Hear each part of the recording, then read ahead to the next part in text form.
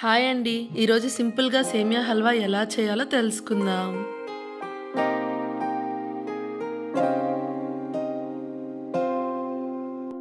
సేమియా హల్వాకి కావాల్సిన పదార్థాలు: ఒక cup sugar, white or brown, ఒక కప్పు పాలు, ఒక కప్పు సన్న సేమియా, కొద్దిగా డ్రై ఫ్రూట్స్, 2 టేబుల్ స్పూన్స్ నెయ్యి. ముందుగా స్టవ్ వెలిగించుకొని, స్టవ్ మీద కడాయి పెట్టుకొని, కడాయి వేడెక్కిన తరువాత 2 టేబుల్ స్పూన్స్ ఆఫ్ నెయ్యి కడాయిలో వేసి, నెయ్యి కొంచెం వేడెక్కిన తరువాత అందులో ముందుగా సన్న సన్న పలుకులుగా తరిగి పెట్టుకున్న డ్రై ఫ్రూట్స్‌ను వేసుకొని దోరగా వేయించుకోవాలి.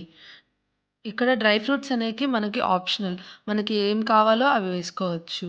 డ్రై ఫ్రూట్స్ అనేవి గోల్డెన్ బ్రౌన్ కలర్ తర్వాత తీసి పెట్టుకోవాలి విడిగా. అదే నెయ్యిలో ముందుగా మనం చిన్న చిన్న పలుకులుగా పెట్టుకున్న సన్న సేమియాను వేసుకొని గోల్డెన్ బ్రౌన్ కలర్ వచ్చే వరకు వేయించుకోవాలి.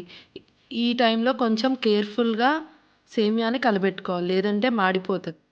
వీడియోలో కనిపించే విధంగా సేమియా అనేవి కొంచెం గోల్డెన్ బ్రౌన్ కలర్ వచ్చేటప్పుడు జాగ్రత్తగా కలబెట్టుకొని ఒక గిన్నెలోకి తీసి పెట్టుకోవాలి.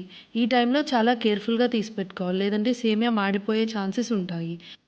ఆ కడాయిలోనే 1 కప్ పాలు వేసి, అదే కప్ తోటి 1 కప్ ఆఫ్ వాటర్ వేసి, పాలు బాగా తెర్లే వరకు మరిగించుకోవాలి. ఇక్కడ కొలతలు ఎలా తీసుకోవాలి అంటే, ఒక కప్పు సేమియాకి 2 కప్పులు పాలు లెక్కన.